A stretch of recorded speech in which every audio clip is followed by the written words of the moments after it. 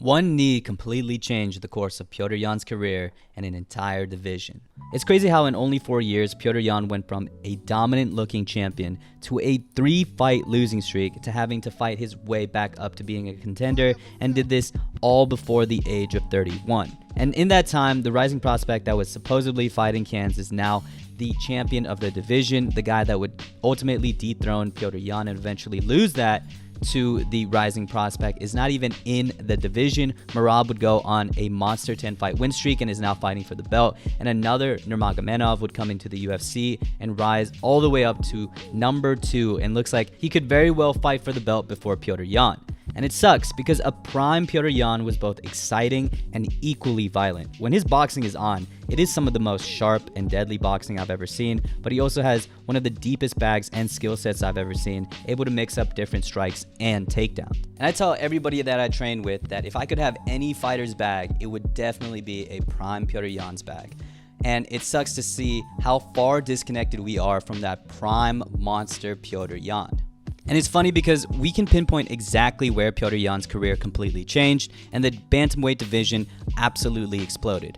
Right around here. This knee, this one knee right here completely changed the course of Petr Yan's career, and we'll look into it more, but may have completely changed the course of an entire division and led to where we are now with Sean on top. But first, let's rewind. And before that, a word from my friends at DraftKings.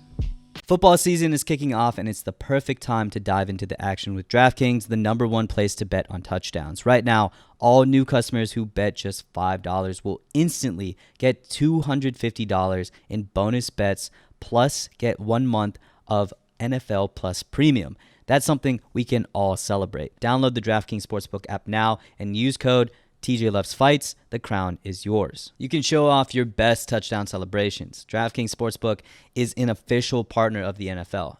If sports betting is not yet available in your state, don't worry. DraftKings is the one-stop shop for all things daily fantasy, where you can join in on all the fun and have the shot to win cash prizes.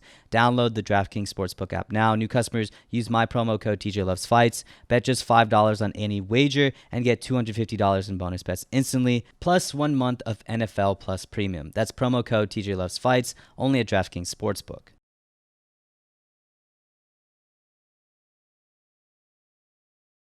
It's 2018. Petr Yan enters the UFC and debuts against Teruto Ichihara and completely steamrolls him with a big-time punch and showed impressive boxing and power for 135. And from here, it was the Petr Yan show from the get-go. He would go on a 5-fight win streak from his debut, displaying beautiful boxing along the way, getting long-time bantamweight names like John Dodson and Jimmy Rivera under his belt. But where he would truly get his first big-time name and really show the world how good his hands were was when he faced 135 legend Uriah Faber. This personally is probably my favorite Petr Yan performance because it was just a clean performance all around and really displayed to a wider audience how goddamn good Petr Yan was. A vast majority of this fight was pretty slow, with Petr Yan in typical fashion taking his time, and it felt like out of nowhere Petr Yan just cracked a smile at Uriah Faber and just cracked the shit out of him with 2 straight punches. And then the pace of the fight turned up to 1,000, and Petr would put on that pressure. But credit to Uriah, despite looking like he came out of a car wreck, he got up and fought back and even landed one momentarily before getting dropped again with a giant right elbow. And then on the ground and pound, Petr would open up a giant cut on Uriah's right eye, which would also create a giant welt. But thank God the ringside doctor let him fight on, and Uriah would still keep fighting.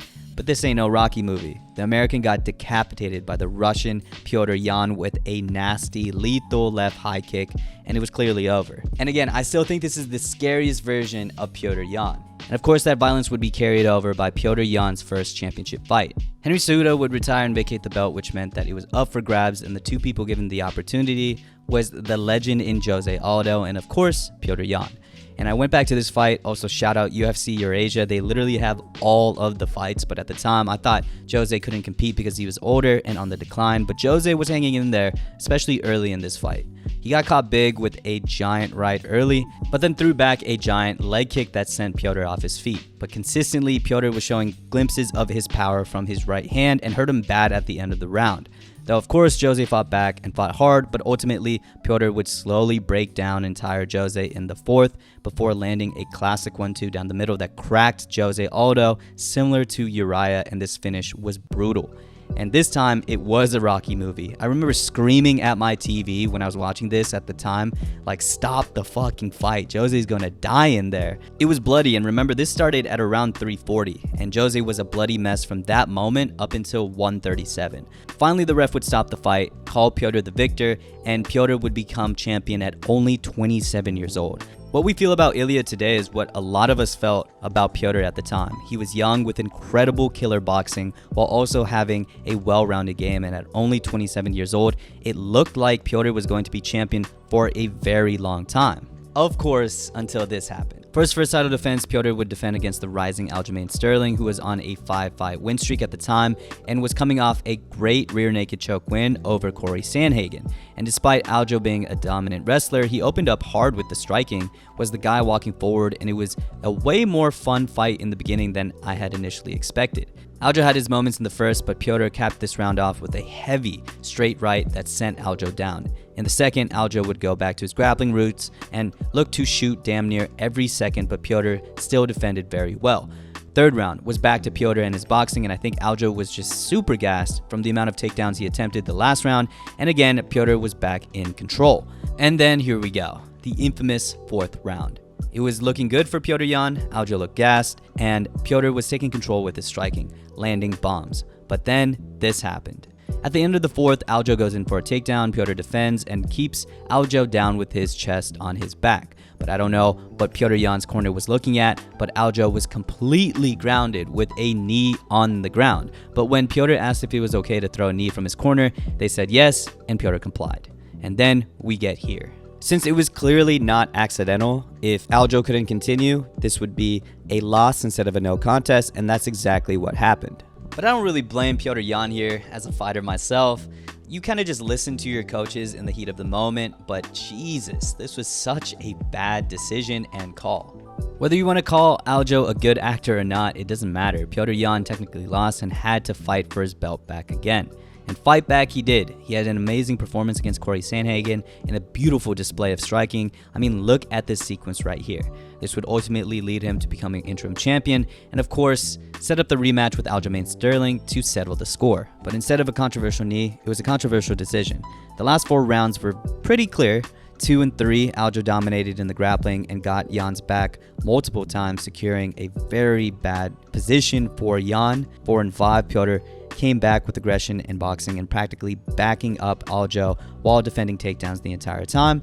So it really comes down to how you scored it in the first. And I won't do a weasel breakdown since, again, this fight is on UFC Eurasia, so you can watch it yourself. But I think Aljo just did enough with his kicks, even though Petr was putting the pressure on and had big shots. But it pains me to say this as a Petr Yan fan, but I think he did lose this fight ever so slightly. And of course, this would lead to another controversial decision.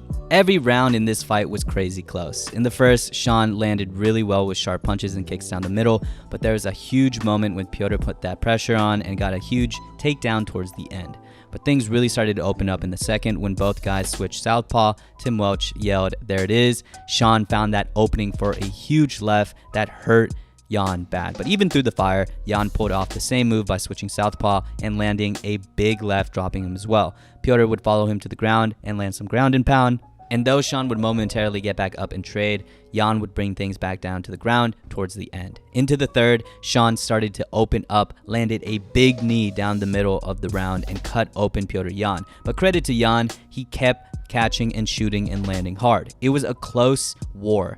But again, Yan was on the wrong side of a close decision. But what was not a close decision was his fight with Merab. Merab attempted damn near 50 takedowns, and even though Yan was able to defend most, he still got taken down 11 times, and it was domination from start to finish. 3 losses is tough in a row for Petr, but he would finally bounce back with his most recent fight and win over Song Yadong, and is looking like he's gunning for that belt back. But it's just crazy how a guy that a lot of people thought would be dominant lost his title in the way that he did when on a tough losing streak without even technically regressing, all because of this knee. And looking back, this knee was so important to the division. It brought controversy to Aljamain's reign, and everybody was calling him an actor, bringing more eyes to the division, and it ultimately led to what Dana was praying for and got Sean on top to truly become a star. The domino effect of this knee is absolutely wild.